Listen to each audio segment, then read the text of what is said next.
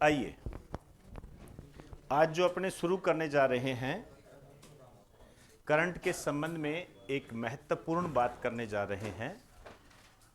उस करंट को पढ़ने से पहले हमें ये जानना पड़ेगा, नदी जोड़ो परियोजना।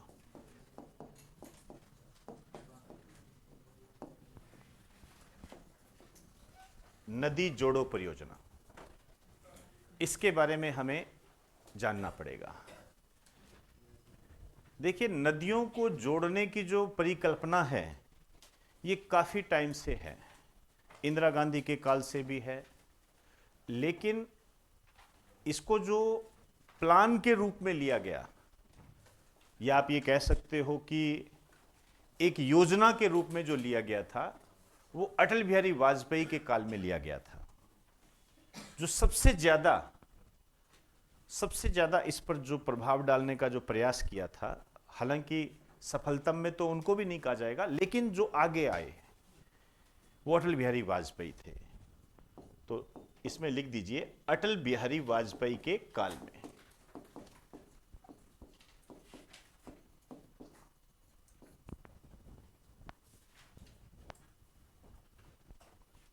एक इसको आप कह सकते हो कि एक प्लानिंग के रूप में लिया गया, एक मिशन मोड के तहत लिया गया, नदियों को जोड़ने के संबंध में। अब देखिए, जब हम नदी को जोड़ देते हैं तो कई फायदे होते हैं। सबसे पहली बात तो पेयजल, सिंचाई और विद्युत, जल विद्युत, हाइड्रो पावर, ये तो इसके अंदर होता ही होता है, ये तो प्रोमिनेंट रूप से होता है। लेकिन इसके साथ साथ कहीं न कहीं आपको पर्यटन भी देखने को मिलेगा, पर्यटन को भी देखने को मिलेगा ये आपको। अब जिस क्षेत्र में ये तीनों चीजें होती हैं, ऑब्वियसली बात है उस क्षेत्र का विकास होता है। लेकिन मैं यहां पर आपको एक डाटा दे रहा हूं, उस डाटा को एक बार आप लिखना, फिर मैं बात करूंगा उस पर। लिखिए, भारत में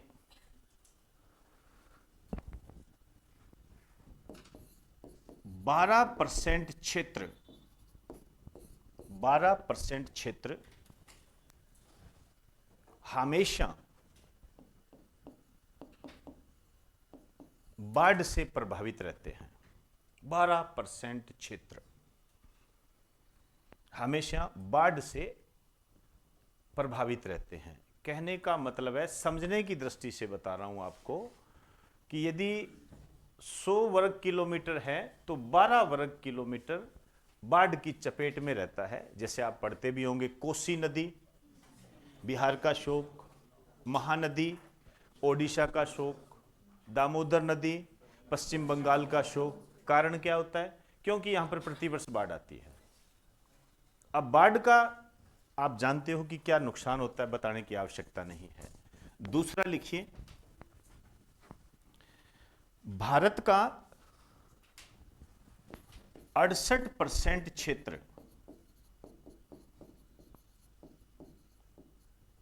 सूखाग्रस्त रहता है। 68% क्षेत्र सूखाग्रस्त रहता है। आप देखिए, मतलब अकाल से प्रभावित रहेगा ये।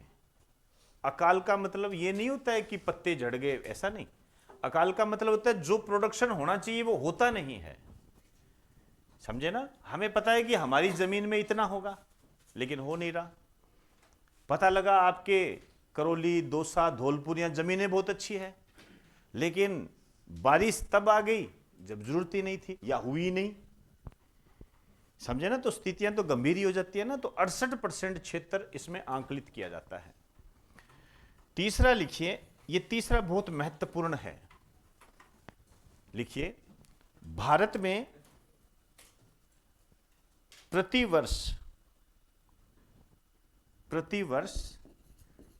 1200 अरब क्यूबिक मीटर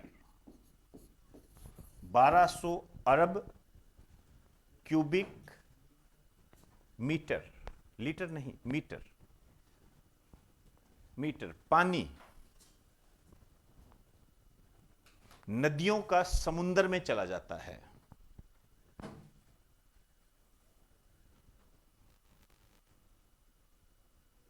समुद्र में चला जाता है। ये एक मात्रक है इसका, समझे ना, कई मात्रक होते हैं नदी के पानी को मापने के लिए। तो यहां पर चला जाता है, ये समुद्र में चला जाता है। तो अब इन तथ्यों से, विशेष रूप से तीसरे तथ्यों से आपसे मैं ये कहना चाहूंगा कि भारत में जल की समस्या नहीं है, जल प्रबंधन की समस्या है।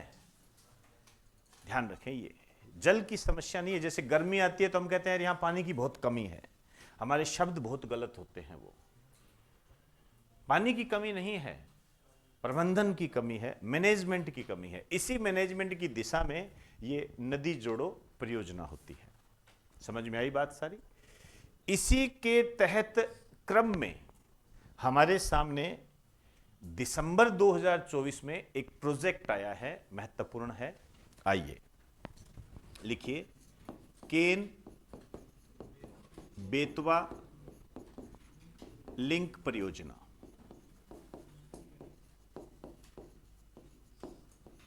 केन बेतवा लिंक परियोजना का शुभारंभ या उद्घाटन ये किया गया है 25 दिसंबर 2024 को। 25 दिसंबर 2024 को। आप जानते हो 25 दिसंबर किसका जन्मदिन है? अटल बिहारी वाजपेयी जी का। किस दिवस के रूप में मनाते हैं इसको? राष्ट्रीय सुशासन दिवस, नेशनल गुड गवर्नेंस डे के रूप में इसको मनाया जाता है। तो यहां पे लिख दीजिए, अटल बिहारी वाजपेयी की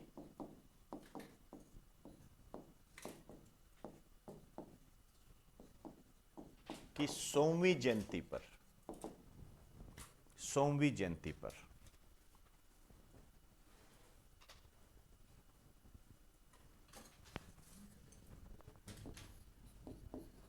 और ये जो उद्घाटन किया गया है प्रधानमंत्री नरेंद्र मोदी के द्वारा, और जो स्थान है, ये स्थान इंपॉर्टेंट होते हैं, ध्यान रखें। खजुराहो, मध्य प्रदेश। खजुराहो, कई बार छोटे क्वेश्चन बनते हैं तो यही पूछ लिया जाता है, खजुराहो कहाँ है, अजंता की गुफाएं कहाँ है, एलोरा की गुफाएं कहाँ हैं, एलिफेंटा की गुफाएं कहाँ है, बाघ की गुफाएं कहाँ है, भीमबेटका की गुफाएं कहाँ हैं। ये मैंने जो बोले हैं ना, ये सदाबहार चीजें होती है। होगी बात सारी है? आइए अब देखिए, हमारे सामने ये चीजें हैं, केन बेतवा लिंक परियोजना। अब देखिए, यहां तो ठीक है, मैं पढ़ा रहा हूं, आप पढ़ रहे हो, लिख रहे हो, नोट्स तैयार हो रहे हैं, लेकिन आपको यहां पर यह समझना है कि हम इस टॉपिक को तैयार कैसे करें। ये सबसे बड़ा चैलेंज होता है, चाहे कभी ना पूछा गया हो, लेकिन अब आपके लिए ये जो केन नदी है, ये बेतवा नदी है, ये इंपॉर्टेंट हो गई है। तो मैं यहां आपको सजेस्ट करना चाहूंगा कि जो बच्चे ज्योग्राफी कर चुके हैं, करने वाले हैं वहां तो आ जाएगा, जो कर चुके हैं वो मैं एक डायग्राम बनाऊंगा अभी, उस डायग्राम को वहां पर व्यवस्थित कर देना या अपने तरीके से कुछ लिख देना, जैसा आप करना चाहो। मैं ये नहीं कह रहा कि ये का ये लिख दो, लेकिन वहां व्यवस्थित कर देना। तो केन बेतवा लिंक परियोजना, मैं आपको याद दिला दूं, केन नदी, बेतवा नदी, चंबल नदी, एक सिंध नदी, ये 4 नदी मैंने आपको ऐसे डायग्राम में बताई हुई है, यहां लिखा हुआ है, उसमें एक केन और बेतवा है, ये आप देख सकते हो अपने नोट्स के अंदर, ठीक है ना। तो वहां आप इसको वैल्यू एडिट कर सकते हो। देखिए, नदियों के संबंध में जो क्वेश्चन बनते हैं, ये जो पर्टिकुलरली जो नदी है, इसका कहीं ना कहीं संबंध गंगा नदी से है। तो गंगा नदी आप जानते हो, याद कीजिए, मैंने आपको डायग्राम बना के बताया था, ये गंगा नदी होती है, ये इस तरीके से, फिर ये पश्चिम बंगाल में, ये बांग्लादेश में, और यहाँ पर ये बंगाल की खाड़ी में गिर जाती है। याद आ रहा है? भागीरथी नदी, ये गंगा नदी है। अब कहाँ गई हमें नहीं पता। और यहाँ से जो टिहरी गढ़वाल है, उत्तराखंड, ठीक है ना, वहाँ से एक नदी निकलती है, बंदरपूंछ चोटी, याद कीजिए। और वो नदी यहाँ पर जाकर ये प्रयागराज में मिल जाती है। याद आ रहा है? ये नदी कौन सी है? ये यमुना नदी है ये, ठीक है ना। और ये जो येलो कलर में बनाई है, ये आपकी गंगा नदी है। अब ये जो केन नदी है और जो बेतवा नदी है, वो कहाँ मिलेगी? ये आपको विशेष रूप से छोटी छोटी चीजें ध्यान रखनी है। एक नदी यहां से निकलेगी और वो बहती बहती यहां मिल जाएगी, ठीक है। इसको आप कह सकते हो ये केन नदी है। इसी तरीके से एक नदी और निकलेगी, वो नदी बहती बहती 575 किलोमीटर की दूरी तय करते करते यहां जाएगी, और ये नदी है बेतवा नदी। ये कहां से निकली, क्या है, ये तो बाद की बात है। पहले आपको ये पता होना चाहिए, आपसे जैसे क्वेश्चन बनता है कि केन नदी किस नदी की सहायक नदी है? यमुना नदी है। और यमुना नदी किस नदी की सहायक नदी है? ये आपको विशेष रूप से ध्यान देना है। अब आपसे यह भी पूछा जाएगा कि केन नदी निकलती कहां से है, बेतवा नदी निकलती कहां से? कई बार आप कहते हो ना सर कौन कौन सी पूछी जाएगी। अब अपने नोट्स में मैंने ये नहीं लिखाया क्योंकि पहले नहीं आ सकता था, अब आएगा। अब आपसे पूछ लेगा केन नदी कहां से निकलती है, तो अपने नोट्स को जो अपडेट करना होता है ना, वो यही तरीका होता है। तो ये जो केन नदी निकलती है, इसका जो उद्गम होता है, ये होती है कैमूर की पहाड़ियां।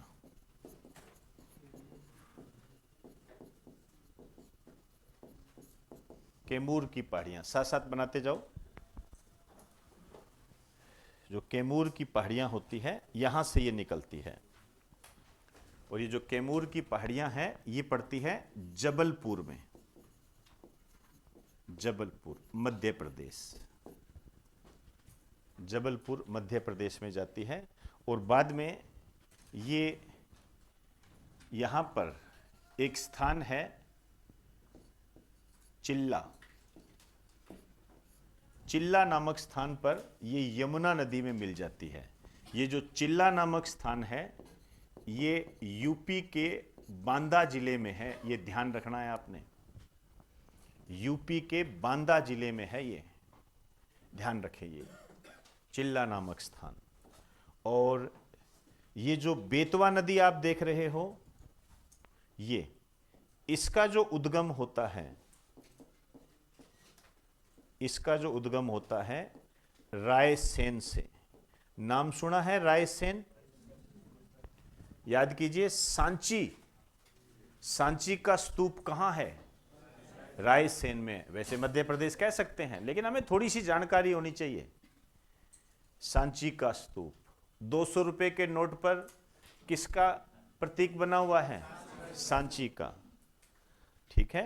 और सबसे इंपॉर्टेंट लाइन, भारत की पहली सोलर सिटी कौन सी है? सांची। वो यहीं आसपास ही है जी, समझे ना। ये जो पॉइंट आपको बताए हैं, इनको आप लिख सकते हो मध्य प्रदेश में। और यहां पर ये जाएगी, और यहां पर यूपी का एक जिला है हमीरगढ़, हमीरगढ़, यहां से ये यमुना नदी में मिल जाएगी। मेरी बात समझ गए? होगी बात सारी? 65 लाख लोगों को पेयजल और सिंचाई की सुविधा मिलेगी इससे। यदि मैं इसके प्रभाव की बात करूं तो 65 लाख लोगों को पेयजल व सिंचाई की सुविधा,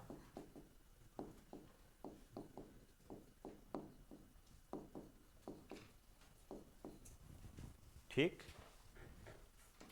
दूसरा, यदि आपसे कोई क्षेत्र कह दे, पर्टिकुलर ये कह दे कि इससे मुख्य रूप से कौन सा क्षेत्र प्रभावित होगा, तो बुंदेलखंड, बुंदेलखंड क्षेत्र जो है ये इससे प्रभावित होगा। प्रभावित मतलब इसको फायदा पहुंचेगा ये, तो ये आपको विशेष रूप से ये ध्यान देना है ये। अब देखिए परियोजनाओं पे जो क्वेश्चन बनता है, जैसे आपसे कहेगा केन बेतवा लिंक परियोजना, तो मैंने अंदरूनी चीजें सारी बता दी, नदियों से संबंधित जोड़कर इसको पूछ सकते हैं। जो पुराने पेपर है वो हमें ये बताते हैं कि नदियों पर इस टाइप का भी क्वेश्चन बनता है कि ये जो केन बेतवा लिंक परियोजना है ये किन राज्यों की परियोजना है। तो मुझे नहीं लगता कि मुझे आपको लिखाने की आवश्यकता है। आप बताओ बेटा, किन राज्यों की परियोजना है केन बेतवा लिंक परियोजना? बताइए। मध्य प्रदेश और यूपी। ऑब्वियसली बात है, जहां से निकल रही है जहां जा रही है तो वही एरिया ही प्रभावित होगा, राजस्थान थोड़ी प्रभावित होगा। तो आपको यह ध्यान रखना है यह यूपी और एमपी का प्रोजेक्ट है, यह विशेष रूप से आपको ध्यान देना है। बुंदेलखंड क्षेत्र प्रभावित होगा, 65 लाख लोग इससे लाभान्वित होंगे। ज्यादा एमपी के हैं, यूपी के कम है। वो कोई जरूरी नहीं है, आपके एग्जाम में ऐसे क्वेश्चन नहीं आते हैं। बुंदेलखंड क्षेत्र प्रभावित होता है, कई बार क्षेत्र पूछ लेते हैं, लेकिन इससे भी ज्यादा ये जो बेसिक चीजें होती है ना, ये ज्यादा पूछता है, ये ज्यादा पूछता है। उद्घाटन कहां से किया, तो खजुराहो चर्चा में आ गया, वो इंपॉर्टेंट हो जाता है। क्लियर होगी बात सारी? चलिए जी, इसके आगे की बात हम कल करेंगे।